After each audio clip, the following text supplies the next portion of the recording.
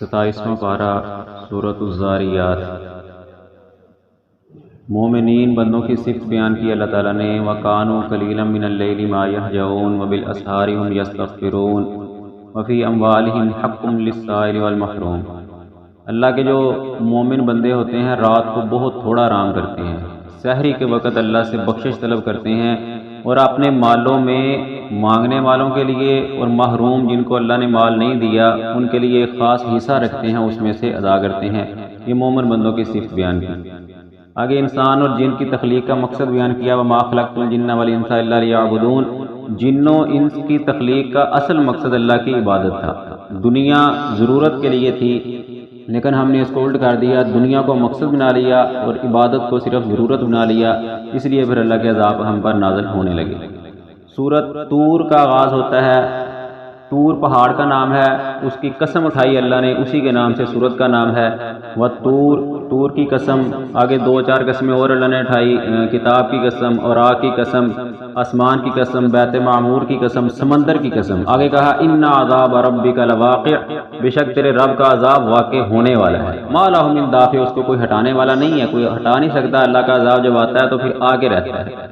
آگے بیان کیا کہ جنت کے اندر جنتی جب جائیں گے تو وَلَحْمٍ مِّمَّا يَشْتَهُونَ، جس چیز کا گوشت وہ پسند کریں گے کھانا چاہیں گے ان کو ملے گا۔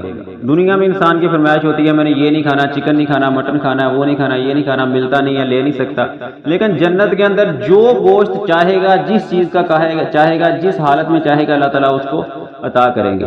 4 چیلنج اللہ تعالیٰ نے مشرکین مکہ کو کیے تھے۔ سب سے پہلے کہا تھا کہ پورا قرآن اس کی طرح کا لے آؤ، جب وہ کہتے تھے یہ جھوٹ ہے نعوذ باللہ، وہ نہ لا سکے۔ پھر کہا 10 صورتیں لے آؤ، نہ لا سکے۔ پھر کہا 1 صورت لے آؤ، نہ لا سکے۔ پھر چوتھا چیلنج اللہ نے کیا تھا فَلْيَأْتُوا بِحَدِيثٍ مِّثْلِهِ، اس جیسی ایک آیت لے آؤ، ایک بات ہی بنا کے لے آؤ، ایک آیت ہی لے آؤ، ان کنتم صادقین، اگر تم سچے ہو۔ لیکن وہ بھی نہ لا سکے۔ وہ اس سورۃ طور کے اندر اللہ تعالیٰ نے ذکر کی ہے۔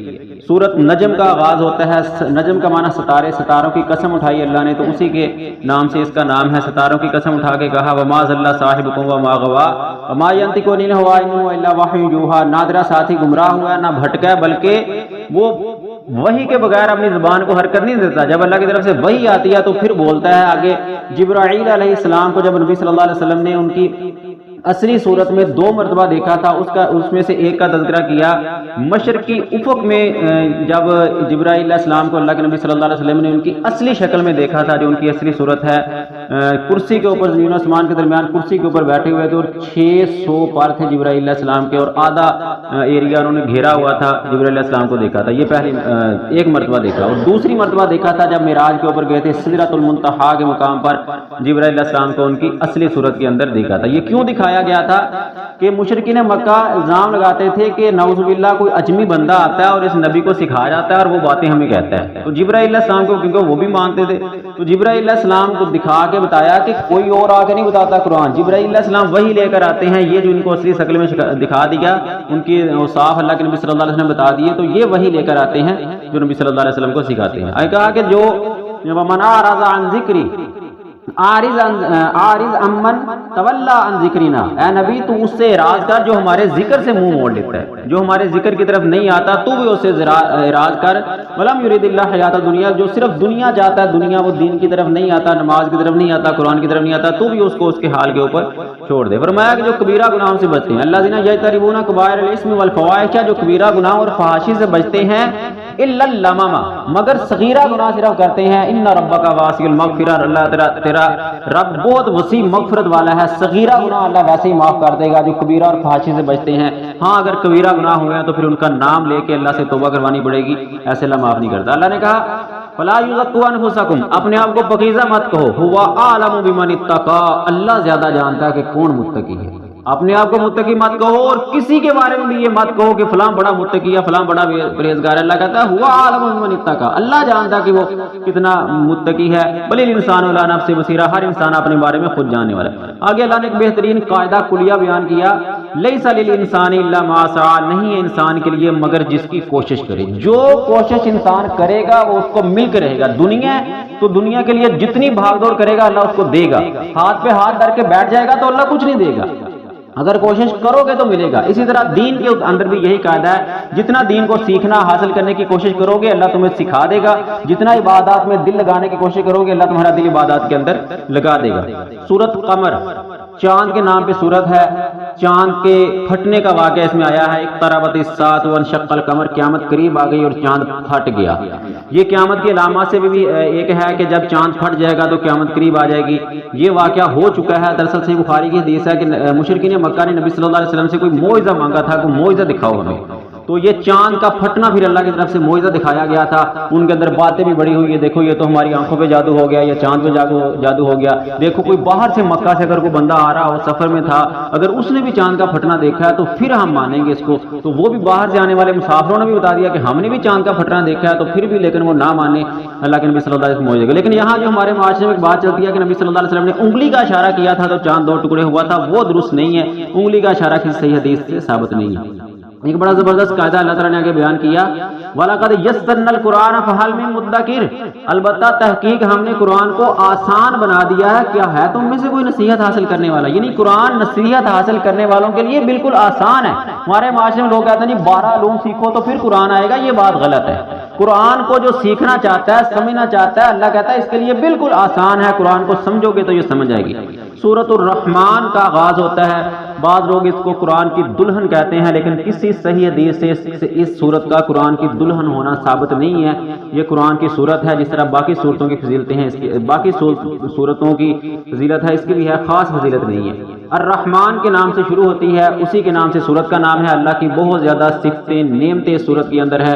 سب سے غار میں انسان اور جن کو جس مٹیریل سے بنایا گیا اس کا تذکرہ کیا، خلق الانسان من صلصال کالفخار، انسان کو ٹھیکری کی طرح بجنے والی مٹی سے پیدا کیا، وخلق الجان من مارج من نار، اور جنوں کو آگ کے شعلے سے پیدا کیا۔ دونوں کا مٹیریل بتا دیا ہم نے، اسی چیز سے پیدا کیا۔ 2 سمندروں کے ملنے میں جو میٹھا اور کڑوا سمندر ہے اس کے بارے میں بتایا، مرج البحرین یلتقیان بینہما برزخ لا یبغیان، 2 سمندر آپس میں ملتے ہیں، ایک کا پانی میٹھا ہے، ایک کا کڑوا ہے، لیکن وہ آپس میں خلط ملط نہیں ہوتے۔ اللہ کہتا ہے ہم نے درمیان میں ایک پردہ بنا دیا، آپس میں ٹکراتے ہیں، ملتے ہیں، لیکن پانی ہم نہیں ملنے دیتے۔ یہ اللہ کی قدرت ہے بہت بڑی۔ آگے فرمایا وَلَهُ الْجِبَالُ الْمُنشَآتُ فِي الْبَحْرِ كَالْأَعْلَامِ، سمندر میں اللہ تعالیٰ نے چلنے والی کشتیاں پہاڑوں کی مانند چلا دی۔ یعنی اس وقت تو پہاڑوں کی مانند نہیں تھی نا، لیکن آج دیکھ لو بحری جہاز کئی منزلہ، آدھے سے زیادہ اوپر، اس کا تیسرا حصہ سمندر کے اندر، وہ ڈوبے ہوئے ہیں اور چل رہے ہیں، پہاڑوں کی مانند چل رہے ہیں۔ اللہ کہتا ہے یہ ہم نے چلائے ہیں۔ بعد میں آنے والے سائنسدانوں نے قوانین جاری کر دیے، فزکس کے قوانین بن گئے، آرشمیدس نے قانون بنا دیے، ویٹ اور ایریا کے قانون بن گئے، اتنا ویٹ ہو، اتنا ایریا ہو تب چیز نہیں ڈوبے گی۔ لیکن اللہ ڈبونا چاہے تو ٹائٹینک بھی ڈبو سکتا ہے۔ اللہ بہت بڑا جہاز امریکہ نے بنایا تھا، بڑی ٹیکنالوجی کے ساتھ بنایا تھا، ٹائٹینک اس کا نام تھا، وہ بھی اللہ نے توڑ دیا، سمندر کے اندر ڈبو دیا۔ نہ ڈبونا چاہے تو ایک تل کا ایک پتا بھی سمندر پہ تیرتا رہے، اللہ نہیں ڈبوتا اس کو۔ یہ اللہ کہتا ہے ہم نے اس کو اوپر پانی کے اوپر بڑے بڑے جہازوں کو چلایا ہے، اس میں کسی اور کی حکمت نہیں ہے۔ آگے اللہ تعالیٰ نے فرمایا کہ جب مجرم لوگ جو قیامت کے دن ہوں گے ان کو ان کی نشانیوں سے پہچان لیا جائے گا، یعرف المجرمون بسیماہم ویؤخذ بالنواصی والاقدام، مجرموں کو ان کی نشانیوں سے پہچان لیا جائے گا، پھر ان کے پیشانیوں اور قدموں سے پکڑ کے گھسیٹ کے ان کو جہنم کے اندر پھینک دیا جائے گا۔ وَلِمَنْ خَافَ مَقَامَ رَبِّهِ جَنَّتَانِ، جو اللہ کے سامنے کھڑا ہونے سے ڈر گیا کہ میں نے کل اللہ کے سامنے کھڑے ہو کے اللہ کو جواب دینا ہے اپنی زندگی کا، اللہ کہتا ہے اس کے لیے ڈبل جنت ہوگی، اس کے لیے 2 باغ اللہ تعالیٰ نے تیار کیے ہوئے ہیں۔ حوروں کا تذکرہ کیا، حور فیہن قاصرات الطرف لم یطمثہن انس قبلہم ولا جان، جنت کے اندر نظروں کو جھکانے والی حوریں ہوں گی۔ پہلے بھی اس پر بات ہوئی تھی کہ نظروں کو جھکانے والی اللہ نے کیوں کہا، کیونکہ جیسے اللہ نے کہا کہ دنیا کے اندر مشرکوں کے لیے مشرک عورتیں ہیں، مومنین کے لیے مومن عورتیں ہیں، تو یہ نظریں جھکانے والی حیا والی حوریں ان کے لیے ہیں جو دنیا میں حیا والے تھے، جو دنیا میں اپنی نظروں کو جھکا کے رکھنے والے تھے۔ ہم اپنی نظر کی حیا نہیں کر سکتے اور چاہتے ہیں جنت میں جانا بڑا مشکل ہو جائے گا۔ نظر کی حیا لازم ہے، کیونکہ نظر سے ہی گناہوں کی ابتدا ہوتی ہے۔ تو فرمایا کہ جنت کے اندر نظروں کو جھکانے والی حوریں ہوں گی، ایسی حوریں کہ اس سے پہلے کسی انسان یا جن نے اس کو چھوا نہیں ہوگا۔ یہاں سے مفسرین نے نقطہ بیان کیا ہے کہ جن بھی جنت میں جائیں گے۔ اللہ نے کہا کہ جنت کے اندر حوریں ہیں اور وہاں کسی انسان یا جن نے ان کو چھوا نہیں ہے پہلے کسی نے، تو مطلب جن بھی جنت کے اندر جائیں گے، جو نیک ہوں گے ان کا بھی حساب کتاب ہوگا، جو نیک ہوں گے جنت کے اندر جائیں گے۔ کانہن الیاقوت والمرجان، وہ حوریں کیسی ہیں؟ جیسے سرخ اور سفید یاقوت ہیرے جواہرات ہوتے ہیں، اس طرح ان کی خوبصورتیاں ہیں۔ سورۃ الواقعہ کا آغاز ہوتا ہے، واقعہ کا مطلب ہے واقع ہونے والی، اذا وقعت الواقعہ لیس لوقعتها کاذبہ، قیامت مراد ہے کہ واقع ہونے والی ہے، اس کے واقع ہونے میں کوئی جھوٹ خبر نہیں ہے، وہ واقع ہو کر رہے گی، اس میں کوئی شک نہیں ہے۔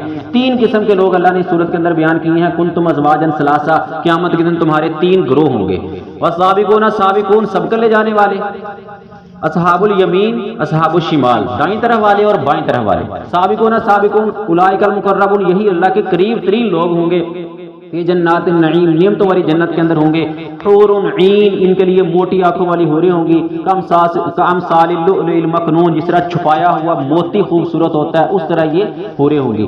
حوروں کی مثال اللہ تعالیٰ حدیث کے اندر بڑی نبی صلی اللہ علیہ وسلم نے بیان کیا، حور ایسے ہے کہ اگر اس کا ایک دوپٹہ کائنات کے اندر آ جائے، زمین و آسمان، صرف زمین نہیں، کائنات، کہکشائیں اور یہ نظام شمسی، نہ جانے کتنے نظام اس کے اندر موجود ہیں، کائنات زمین و آسمان کے اندر اگر ایک دوپٹہ آ جائے تو یہ ایک دوپٹہ پوری دنیا کو روشن کر سکتا ہے، اور اس دنیا زمین و آسمان کے درمیان جو کچھ ہے سب سے زیادہ قیمتی ہے۔ اگر ایک حور دنیا کے اندر جھانک لے، صرف جھانک لے، تو اس کی خوبصورتی کی وجہ سے پوری کی پوری کائنات روشن ہو جائے، یہ سورج چاند ستارے ان کی روشنیاں ماند پڑ جائیں، یہ ہے وہ حوریں۔ ہم کہاں یہ عاشقی مشوقی کے دعوے، ان کے پیچھے لوگوں کے پیچھے بھاگے رہتے ہیں آج کے نوجوان، اور پتہ نہیں ہے کہ حور اللہ نے ہمارے لیے تیار کیا کچھ کر کے رکھا ہوا ہے جنت کے لیے۔ تو یہ ہوگا سابقون کے لیے، اور اصحاب الیمین کے لیے باغات ہوں گے، نہریں ہوں گی، پھل ہوں گے، طرح طرح کے گوشت ہوں گے وہاں پر، اور میں کہ ان کے لیے ہم عمر خوبصورت محبت کرنے والی حوریں اللہ تعالیٰ نے دائیں ہاتھ کے، جن کے اندر رزلٹ کارڈ پکڑائے جائیں گے، ان کے لیے بنائی ہے۔ اور تیسرا گروہ ہے اصحاب الشمال، جن کے رزلٹ کارڈ نامہ مال ان کے بائیں ہاتھ میں پکڑائے جائیں گے، ان کے لیے گرم پانی، کھولتا ہوا پانی، تھور کا درخت کھانے کے لیے، اوپر سے پھر گرم کھولتا ہوا پانی ان کو پلایا جائے گا، اور دھوئیں کا سایہ ان کو دے گا جس کا کوئی فائدہ نہیں ہے۔ یہ تیسری قسم کے لوگ ہوں گے، اللہ تعالیٰ ہمیں ان سے محفوظ فرمائے۔ فرمایا کہ جب کوئی فوت ہوتا ہے تم اس کے قریب کھڑے ہوتے ہو، فلولا اذا بلغت الحلقوم انتم حینئذ تنظرون، جب جان ہنسلیوں کو پہنچتی ہے تم کھڑے دیکھ رہے ہوتے ہو، ونحن اقرب الیہ منکم، ہم تم سے بھی زیادہ اس مرنے والے کے قریب ہوتے ہیں، ولیکن لا تبصرون، لیکن تم ہمیں دیکھ نہیں سکتے۔ اللہ انسان کے بہت قریب ہے، انسان اللہ کی طرف جانا تو چاہیے، اللہ کو اپنا بنانا تو چاہیے، اللہ انسان کو اپنا بناتا ہے، مرنے والے کے اللہ تعالیٰ قریب کھڑا ہوتا ہے۔ آخری صورت اس 27ویں پارے کی صورت حدید ہے، حدید کا معنی ہوتا ہے لوہا، اس کے اندر اللہ تعالیٰ نے لوہے کا ذکر کیا، انزلنا الحدید، ہم نے لوہا نازل کیا، فیہ باس شدید، اس میں سخت لڑائی ہے، ومنافع للناس، لوگوں کے لیے بہت زیادہ فائدے ہیں۔ لڑائی مطلب اسلحہ اس سے بنتا ہے، تیر و تلوار، گن گولی سب اس سے بنتے ہیں، اسلحے لڑائی کی ساری چیزیں لوہے سے بنتی ہیں۔ منافع للناس، لوگوں کے لیے نفع کی چیزیں ہیں، مشینری، فیکٹریاں، آلات، سواریاں، گاڑیاں، سب جو گاڑیاں وغیرہ ہیں طرح طرح کی وہ لوہے سے بنتی ہیں، تو یہ بہت زیادہ اس میں فائدے ہیں۔ فرمایا کہ وَمَن يُقْرِضُ اللَّهَ قَرْضًا حَسَنًا، تم میں سے کون ہے جو اللہ کو اچھا قرض دے، فَيُضَاعِفُ لَهُ أَجْرٌ كَرِيمٌ، اللہ اس کو ڈبل کر کے دے گا، یعنی اللہ کو قرض دینے کا مطلب ہے تم اللہ کے راستے میں دو گے تو اللہ بڑھا کے ڈبل کر کے تمہیں اجر دے گا، اور اللہ چاہے تو اس کے لیے تو معزز اجر بھی ہے، اللہ اس سے بھی زیادہ، جتنا تمہارا خلوص زیادہ ہوگا اللہ اس سے زیادہ اتنا زیادہ تمہیں کر کے واپس کر سکتا ہے۔ قیامت کے دن مومن آئیں گے تو ان کے دائیں اور آگے اور دائیں نور ہوگا ان کے اعمال کا، جس نور روشنی کے ساتھ وہ چل رہے ہوں گے۔ کچھ منافق آئیں گے، ان کو کہیں گے بھی ہمیں بھی تھوڑا سا نور دے دو، وہ کہیں گے بھی نور یہاں نہیں ملتا، جاؤ جا کے تلاش کر کے لاؤ جہاں سے ہم لے کے آئے اعمال اپنے، تم بھی نور لے آؤ، لیکن نہیں ملے گا۔ مومنین کو اللہ تعالیٰ نے نصیحت کی، وصیت کی کہ اپنے دلوں کو اللہ کے ذکر کی طرف مائل کرو، سابقہ ان نافرمانوں کی طرح نہ ہو جاؤ جنہوں کے دل سخت ہو چکے تھے ذکر سے دور ہونے کی وجہ سے۔ ذکر سے مراد قرآن ہے، مطلب اگر قرآن کو پڑھتے رہو گے، سمجھتے رہو گے تو اللہ کی طرف مائل رہو گے، جھکے رہو گے، اللہ کے ساتھ تمہاری کال ملتی رہے گی۔ اگر تم ذکر کو چھوڑ دیا تمہارے دل سخت ہو جائیں گے، جب دل سخت ہو جاتے ہیں تو پھر انسان عبادات سے دور ہو جاتا ہے۔ آخر میں فرمایا کہ سابقوا الی مغفرۃ من ربکم وجنۃ عرضها كعرض السماء والارض، اللہ کی مغفرت اور جنت کی طرف جلدی کرو، اس جنت کی طرف جس کی چوڑائی زمین و آسمان جتنی ہے۔ اعدت للذین ان کے لیے تیار کی گئی ہے جو اللہ اور اللہ کے رسول پر ایمان لاتے ہیں۔ ذالک فضل اللہ یؤتیہ من یشاء، یہ یعنی مغفرت اور جنت کا مل جانا، مغفرت کی توفیق اور جنت کا مل جانا، یہ بہت بڑا فضل ہے، اللہ جس کو چاہتا ہے عطا کرتا ہے۔ مغفرت کا مل جانا اللہ کی خوشنودی کی علامت ہے، کسی کا توبہ کی طرف آ جانا، اور توبہ نہ کرنا یہ اللہ کی ناراضگی کی علامت ہوتی ہے۔ اللہ تعالی ہمیں توبہ کرنے کی توفیق عطا فرمائے اور اس قرآن کو سمجھ کے عمل کرنے کی توفیق عطا فرمائے۔ وما علیہ الا البلاغ۔